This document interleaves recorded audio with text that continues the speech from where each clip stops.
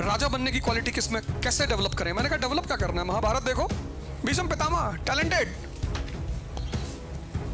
But half hearted, कि पापा कह रहे हैं आईएएस देना है इसलिए दे रहे हैं। कहा सफलता के लिए, जीत के लिए क्या करना चाहिए? मैंने कहा महाभारत देखो। और जब भी कर्ण पढ़ने बैठता है तो शल्य उससे कहता है कि मुश्किल है, नहीं बन पाओगे। तो सारा टैलेंट और ताकत होने के बाद भीष्म पितामह नहीं जीतेंगे। राजा को कुछ बातें एकदम क्लियर होती हैं, तभी वो राजा है। इसीलिए 98% लोग राजा नहीं बन सकते।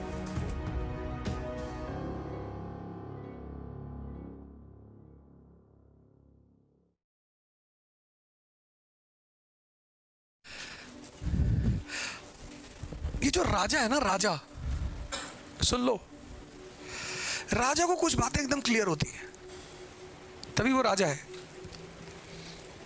जितना भी आदमी ऊंचाई पे बैठा हुआ है, जितना भी कैपिटलिस्ट क्लास, अंबानी,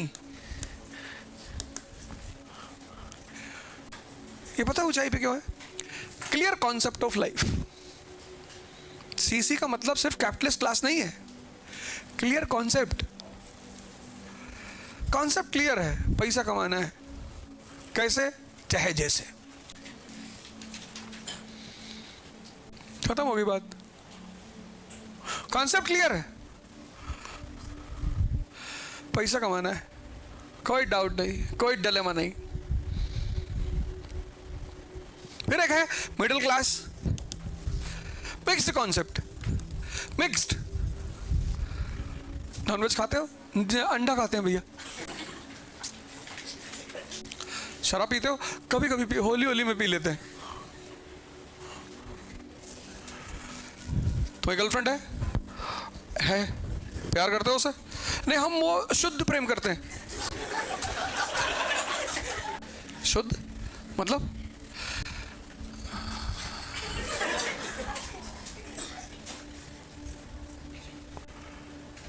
जैसे ही इसका कॉन्सेप्ट क्लियर होता है, ये तुरंत यहां पहुंच जाता है। एक है working class, people without concept. Concept है ही नहीं, कहता भैया पैसा भले नहीं कमाए,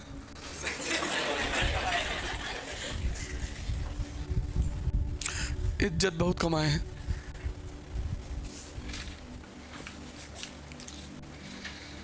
इसके पास एक संपत्ति है, इज्जत।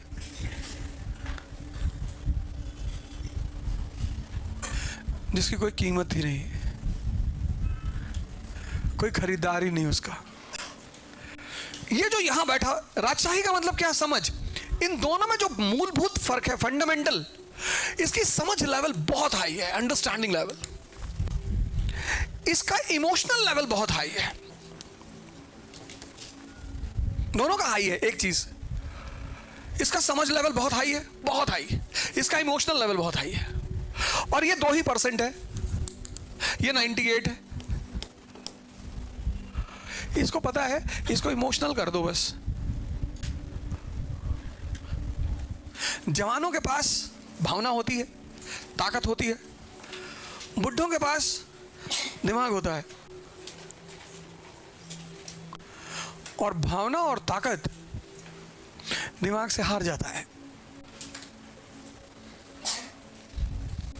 इसीलिए 98% लोग राजा नहीं बन सकते।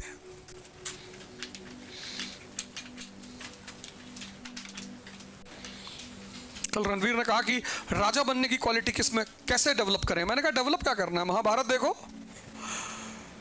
कहा सफलता के लिए, जीत के लिए क्या करना चाहिए? मैंने कहा महाभारत देखो, भीष्म पितामह टैलेंटेड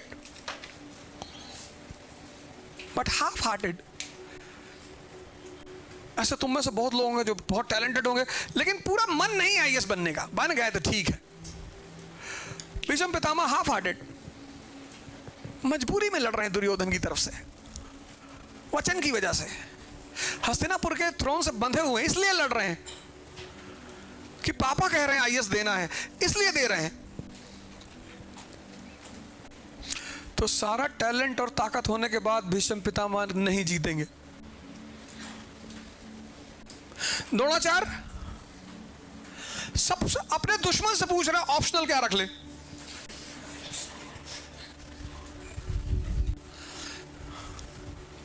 द्रोणाचार्य अपने दुश्मन से पूछ रहा है, दुश्मन से, कि भैया ऑप्शनल क्या रख ले। वो समझ गया कि इसको ऐसा ऑप्शनल बता दो कि खत्म हो जाए। कर्ण शल्य के रूम पार्टनर हैं, शल्य उनका चैरिटियर है। शल्य, कर्ण जो है वो शल्य के रूम पार्टनर है, और जब भी कर्ण पढ़ने बैठता है तो शल्य उससे कहता है कि मुश्किल है, नहीं बन पाओगे, तो देख लो एक बार, देखे बनोगे नहीं। वही कर्ण को पलट के 2-3 फाइट मारना चाहिए खींच के। शल्य मतलब संदेह, डाउट, और कर्ण मतलब कान।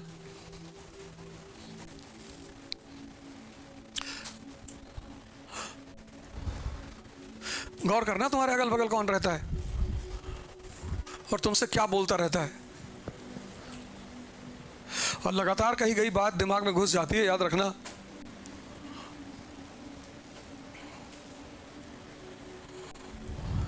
लगातार कही गई बात दिमाग में घुस जाती,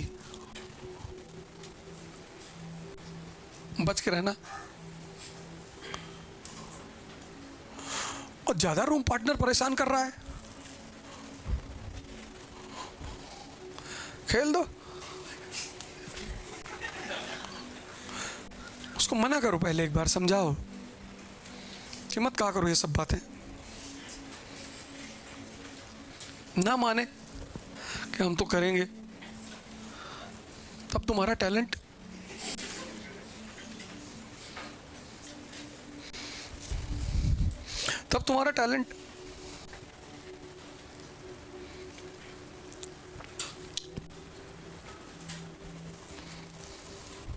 हमको लोग देखते हैं, हमारे फ्रेंड्स कहते हैं, अरे भैया तुम बड़ा मजा ले रहे हो, और ये है वो है। सर ऐसा कोई हफ्ता नहीं बीतता जब कोई धमकी ना दे। ओ तुमने उस वाले वीडियो में ऐसा बोला है, कोई मेल कर रहा है, कोई गाली लिख रहा है, तेरे को अपन देखेगा। तुम आएगा इधर महाराष्ट्र, तेरे को देखेगा अपन।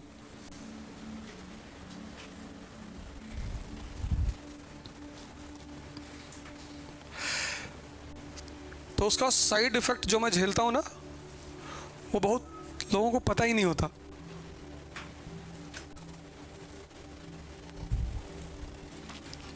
एवरी डे लोगों को बस एक चीज दिखाई पड़ती है, ऐसे तुम भी एवरी डे चुनौती झेल रहे होगे। हर दिन एक बार तुमको लगा कि यार मेरा सिलेक्शन नहीं होगा, बस उसी वक्त खड़े हो जाना है तलवार उलवार लेके। एक बढ़िया सा वो ले लो, वो जो जिसमें सामान को पैक वगैरह करते, वाइट कलर का होता है, फोम होता है ना, फोम होता है, फोम, हाँ, थर्मोकॉल ले लो बड़ा सा, उसको आदमी के साइज में कट कर लो, चेहरा वरा बना लो, उस पर लिख दो IAS, और जब भी तुम्हें डराए निकाल के दांत घुमा दो में से। तो तुम 20वीं बार देखोगे कि नहीं डराएगा। अपनी साइज का ले लो थर्मोकॉल, लगा लो। सब्जी काटने वाली है ही घर में, कोई देखने ना पाए, नहीं तो घर वाले इलाज कराने लगेंगे। अरे भैया कामले साहब आप सही कह रहे थे कि ये तैयारी करने वाले थोड़ा सा खिसक जाते हैं। वो एक चैनल है ना, रणबीर इलाहाबादिया, कल मेरा शो था उसके साथ मुंबई में। हा?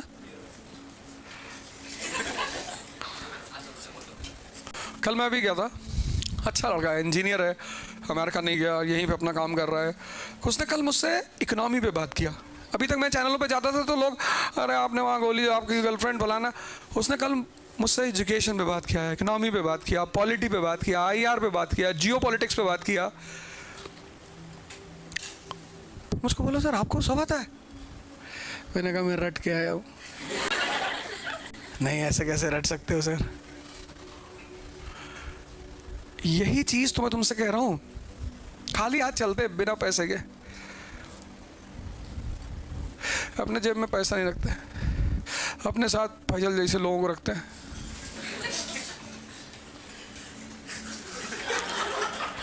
यार फ़ोन लेना है, ठीक है सर, ले लो सर। अभी बेचारे फ़ोन दिलाए हमको,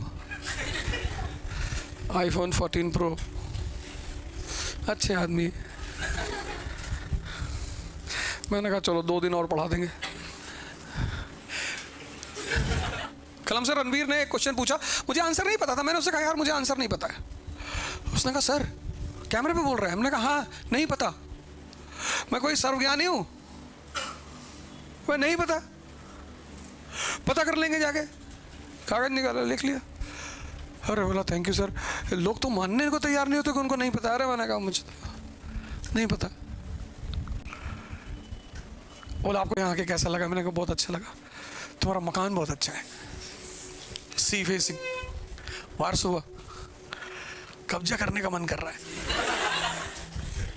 कहा मेरा नहीं है सर, मैं किराए पे हूँ। मैंने कहा चलो अच्छा कोई बात नहीं। कितने का है? कहा ज्यादा का नहीं है सर, 17 करोड़ का है। वारसोवा होगा, 3 लाख रुपए किराए दे रहा है। लेकिन बहुत अच्छा लगा, मतलब उसका जो क्वेश्चंस वो बहुत अच्छा काम कर रहा है, बहुत बढ़िया। यार रीजनेबल क्वेश्चंस जो जरूरत है, जिसको यूथ को जिस चीज़ की जरूरत है, इकोनॉमी में क्या करने की जरूरत है, पॉलिटिक्स क्यों यूथ को पढ़ना चाहिए, क्यों पॉलिटिक्स में लड़कों को इंटरेस्ट लेना चाहिए, ये सब उसने क्वेश्चन पूछे। उसने फालतू के क्वेश्चन मुझसे नहीं पूछे। आप पान खाते हैं कि नहीं खाते हैं, आप पहले सिगरेट पीते थे कि नहीं पीते थे, भैया डिब्बा तो अभी भी रखें। अच्छा, ये सब क्वेश्चंस ऐसे पूछो जिससे आदमी कुछ अनुभव बाहर निकल कर आए। इसीलिए तो गांधी की जो महानता है ना, कोई नहीं खड़ा होता गांधी जी के सामने, कोई खड़ा ही नहीं होता। किसी को जबरदस्ती खड़ा कर दो वो बात अलग है। इसीलिए मोहनदास करमचंद गांधी के सामने कोई खड़ा ही नहीं होता, है ही नहीं कोई। इसलिए उसकी इज्जत कौन करता है? आइंस्टीन। तुमको सम्मान कौन दे रहा है, ये बहुत मायने रखता है। आइंस्टीन ने किसी का नाम नहीं लिया हिंदुस्तान के किसी लीडर का, गांधी जी का लिया, क्योंकि इतनी समझ, वो भी तब जब नेशन नहीं है।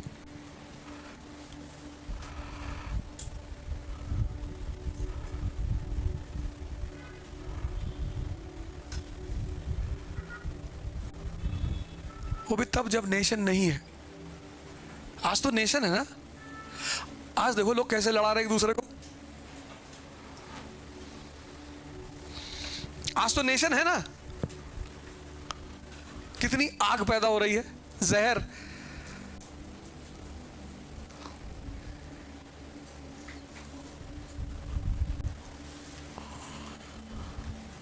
और जो बेचारे अनपढ़ उनको छोड़ो, पढ़े लिखे, वेल एजुकेटेड,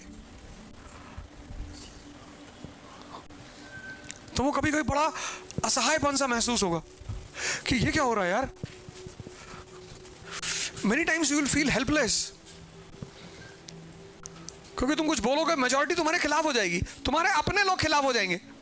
अपने कानपुर में ही इकरा आईएएस है आपकी बेहतर तैयारी के लिए पूरी तरह तैयार। इकरा आईएएस में ना सिर्फ देश के रिनाउंड एजुकेटर ओझा सर का गाइडेंस मिलेगा, बल्कि दिल्ली के बेस्ट फैकल्टीज द्वारा प्रेपरेशन कराई जाएगी। तो अब और क्या चाहिए यार। इस क्रिकेट सीजन सिर्फ अपनी फेवरेट टीम को ही मत जिताइए, अपने करियर की पिच पे भी खुद की जीत का परचम लहराइए। इकरा आईएएस बाय ओझा सर लाए हैं यूपीएससी, आईएएस और पीसीएस की प्रेपरेशन के लिए न्यू ऑफलाइन बैचेस, जहां आप ज्वाइन कर सकते हैं NCERT basics, GS pre cum mains foundation और crash course. Iqra IAS by Ojha sir हैं अपने कानपुर के 9 नंबर क्रॉसिंग के पास शारदा नगर में।